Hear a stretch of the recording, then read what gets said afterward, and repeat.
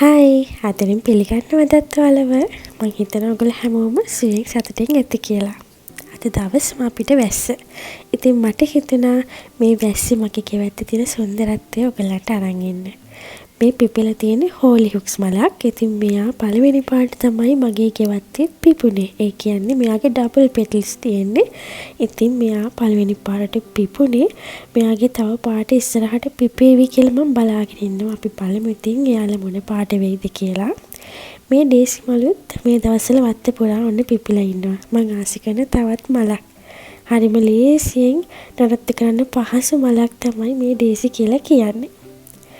දැන් ඔයගොල්ලෝ මේ දකින ජෙරනියම්ස් පැලේ ඔයාලට මතක ඇති මං කලින් වීඩියෝ එකේ පෙන්නුවා මෙයා ගොඩාක් කනටු වෙලා තිබුණේ. ඉතින් දැන් බලන්න කයාගේ තියෙන ලස්සන මං පස් මාරු කරලා යාට පොර එකතු කරා විතරයි. ඔන්න එයා ලස්සනට දැන් කොළ දාලා මල් පිරීගෙන එනවා. ඉතින් ජෙරනියම්ස් හදන්න ආස කෙනෙක් ඉන්නවනම් මගේ වීඩියෝ එක ගිහින් බලන්නකෝ. අලුත් අදහසක් ගන්න පුළුවන්. මේ තියෙන ලිලි මල් විශේෂයක් පළවෙනි පාට තමයි මගේ ගෙවත්තේ පිපුණේ. ඉතින් හරිම ලස්සනයි මේ ලිලි මල. ඉතින් මට මෙයාව දැකලා ආස හිතුණා මගේ ගෙවත්තට එකතු කරගන්න. ඉතින් ඒ නිසා තමයි මම මෙයාව පැල කරේ. මෙයත් මැඩොන්න ලිලි වගේ ලිලි කුලියට අයිති ලිලි විශේෂයක්. ඔන්න කහ පාට ලස්සන මල් පැලේ. ගොඩක් කට්ටිය මටකින් මෙයා ගැන විස්තර අහන්න තිබුණා. කලින් වීඩියෝ එකේ ඉන්බොක්ස් ඇවිල්ලා. ඇත්තට මට මෙයාගේ නම මතක නෑ. හැබැයි හරිම ලස්සන මං ආස කරන මලක්. ගෙවත් එකට පාට සංකලනය ගොඩක් වුමනයි නේද? මොකද ගොඩක් පාටක් එකතු වුනහම ගෙදර තියෙන අපූර්වත්වය මිල කළ නොහැකි තරම්.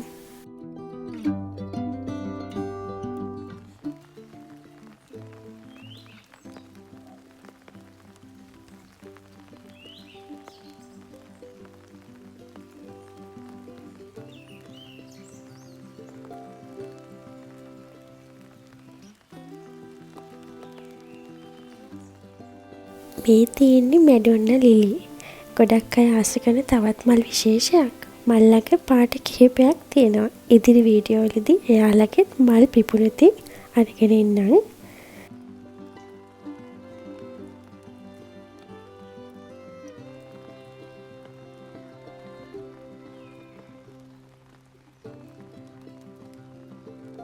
ගොඩක් අය මගෙන් අහපු ප්‍රශ්නයක් තමයි පෙටෝනියා පැලයක් නොමරෙන නිසා හදාගන්න. කියන්නේ ගොඩක් අය මැරෙනවා කියලා කිව්වා. ඒක මගේ අර පෙටෝනියා හදන වීඩියෝ එක බලපු අය තමයි ඇහුවේ. එතනදී කියන්න ඕනේ යාලා ඉදිරිපත් කරපු ප්‍රශ්න තමයි ඒගොල්ලන්ගේ ගස් මැරෙනවා කියන එකේ හේතුව මුල් කුණු වීම කිව්වා. මෙතනදී ඕගොල්ලෝ මං අර කියපු ආකාරයට දෙකට කිය අනුපාතයට කොම්පෝස්ට් සහ වැලි මිශ්‍ර කරලා පස්මාදේ සකස් කරගන්න. එතකොට ගහ මුල් කුණු වීමේ අවදානම අඩුයි. වතුර යොදන විට හැම විටම පස් හොඳට බලලා වතුර යොදන්න. දැඩි වර්ෂාපතනයකට අහු වුණා නම් මේ ගහ එකකේ ඇතුලෙන් තියන්න වර්ෂාපතනයකට අහු වෙන්න තියන්න එපා දැඩි ලෙස. එහෙම අහු වුණා නම් ගහ දවස් කිහිපයක් අනතුරු වතුර දාන්න එපා. දිලීර ආසාදනයක් වෙන්න පුළුවන් හින්දා අපි ඊට කලින් දිලීර ආසාදන වලට යොදන බෙහෙතක් ගහට එකතු කරගන්න. ඒත් සියල්ල ඔයගොල්ලෝ කරා නම් ඔයගොල්ලන්ගේ ගහ හොඳට ලස්සනට මල් පිපීගෙන හැමදාම තියාගන්න පුළුවන්. මේක හැමදාම කියන්නේ මේක ඇත්තටම මාස 5ක් 6ක් වගේ තමයි ආයු කාලය. මේ ගහේ ඊට පස්සේ ඇට හැදෙනවා. ඒ ඇට පෝච්චිය ඇතුළෙම වැටුනහම ආයෙ අපිට අලුත් පැල ගන්න පුළුවන්. මේ පාටම නෙමෙයි තව ලස්සන පාට මික්ස් වෙලා අපිට පැල හදාගන්න පුළුවන්. ඉතින් මට නම් නඩත්තුව පහසු පැලයක්. මම මොකද නිතරම මේ ගස් ගැන හොයලා බලන හින්දා මේක අපිට අතුවලුනුත් හදාගන්න පුළුවන්. ඒ කියන්නේ ඔයගොල්ලන්ගේ ගහ තියෙනකොටම අත්තක් පස් වලට යට කරන්න. එතකොට ඒ අත්තේ මුල් හැදෙනවා. ඉතින් ඒක තමයි මට හරිම සරල ක්‍රමවේදය කියන්න පුළුවන්. මේ එතකොට ආය අලුතෙන් අපි අතු කැලි කපලා වතුර දාලා හිටවනට වැඩිය අර විදියට හිටවගත්තාම සාර්ථකයි. එතකොට ඒ පැලුණාමත් එතනින් කපලා නැවත වෙන පොට් එක හිටවගන්න. දැන් මේ පොට් එක ගැන කිව්වොත් මේකේ මම හිටවල නෑ. ගිය අවුරුද්දේ හිටවපු පෙටෝනියා වලට වැටිලා පැල වෙලා තියෙන්නේ. මේ පොට් එකේ මල් වර්ග ගොඩක් පැල වෙලා තියෙනවා. ඉතින් සමහරට ඉස්සරහට මේවා පිපුනහම හරි ලස්සන වෙයි. සීනියාස් ඒ වගේ මල් වර්ග කිහිපයක් තියෙන හින්දා. ඉතින් වාසියකට තියෙන අන්නෝක තමයි අපි එක පැලයක් ගේන්නේ ගෙදරට. හැබැයි අපිට පාට ගොඩක් හදාගන්න පුළුවන්. මේ විදිහට මතක තියාගන්න පෙටෝනියා වල තියෙනවා බීජ يعني හැදෙන්නේ නැති වර්ග හයිබ්‍රිඩ් වර්ග. මම හැම විටම ගන්න බීජ හැදෙන වර්ග. ඉතින් ඔයගොල්ලෝ මෙලදී ගන්න ඒ ස්ථානෙන් හැම විටම අහන්න මේකේ බීජ හැදෙනවද කියලා. ඒක දැනගෙන පැලයක් ගන්න. එතකොට ඔයගලන්ට තව ලස්සන වර්ග හදා ගන්න පුළුවන් පාට පාට. මේ තියෙන පොට් එකේ මම හිටවල නෑ මල්. ඒ කියන්නේ ගිය අවුරුද්දේ මේකේ හිටවල තිබුණා. ඒ ඇට වැටිලා මල්ලගේ නැති ලස්සන කලර්ස් ගොඩක් මේ පොට් එක ඇතුලේ දැන් හැදිලා තියෙනවා.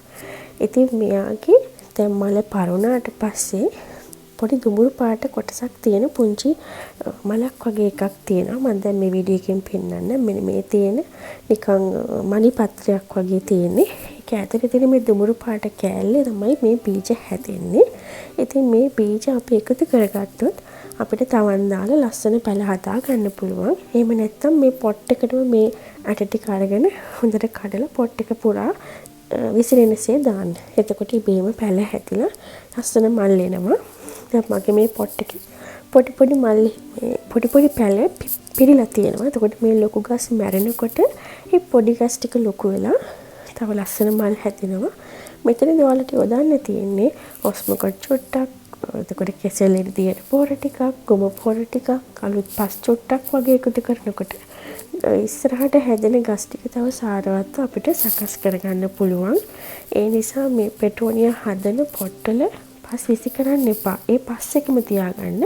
එතකොට මේ වගේ චූටි චූටි පැල ගොඩක් හැදිලා හැම කියන්නේ නොමැරි අපිට ඉස්සරහට දිගටම පවත්වාගෙන යන්න පුළුවන් පෙටෝනියා. ඉතින් මේ වගේ හරි සරලව නඩත්තු කරන්න පුළුවන් ගහක්. ඔයාලට අලුත් ගැටලු මේ ගැන තියෙනවා නම් මට කමෙන්ට් එකකින් ඉදිරිපත් කරන්න. මම හැකියාවක් ලැබුණාම ඒවලට උත්තර දෙන්නම්. ඉතින් ඔයගොල්ලෝ මගේ වීඩියෝ එකට කැමති නම් ඔයගොල්ලන්ගේ අදහස් ඉදිරිපත් කරන්න. මම හිතනවා පැහැදිලි වෙන්නේ නැති කියලා. තවත් දවසක අලුත් වීඩියෝ එකක් අරන් එන්නම්. ඔයගොල්ලෝ හැමෝම පරිස්සමින් සතුටින් ඉන්න කියලා කියනවා. වීඩියෝ එකට කැමති නම් ලයික් කරන්න, කමෙන්ට් කරන්න. channel එකට කැමති නම් subscribe එකක් කරලා පුංචි support එකක් දෙන්න කියලා ඉල්ලා සිටිනවා. එහෙනම් ගිහින් එන්න. ඔයගොල්ලෝ හැමෝටම සුබම සුබ දවසක්.